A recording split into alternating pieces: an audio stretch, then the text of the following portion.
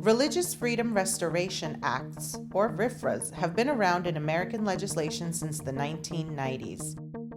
But what's the difference between the RFRA passed in 1993 and the religious exemption laws of today?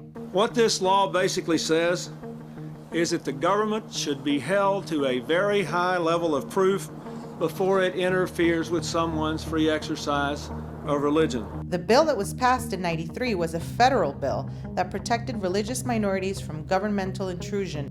The 1993 RFRA bill saw minimal debate because no one could argue against religious freedom being important. That's why it's already protected by the First Amendment. The bill passed through the House unanimously, with only 3 senators opposed, and was signed into order by President Bill Clinton.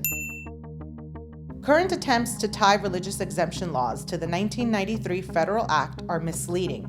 Here is the difference. The 1993 bill already established and protects the rights of religious freedom on a federal level, protecting against governmental intrusion, whereas current bills can be applied to private citizens and businesses. The religious exemption bills we are seeing today have explicit anti-LGBT measures and are, in part, a response to federal recognition of same-sex marriage.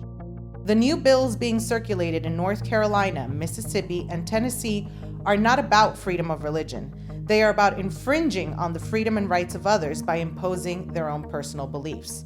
These new bills are much broader and geared towards discrimination against LGBT people.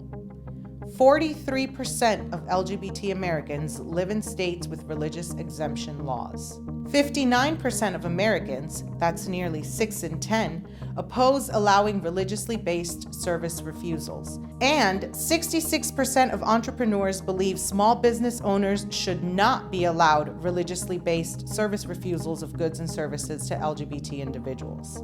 How can you get involved? Share this video to raise awareness between the effects of religious freedom and the effects of religious exemption. Support pro-equality companies. Many corporations have already taken a stand for equality in response to these recent bills. Shop, tweet, and share. Companies are listening. Find and support more pro-equality companies at outandequal.org under Current Partners.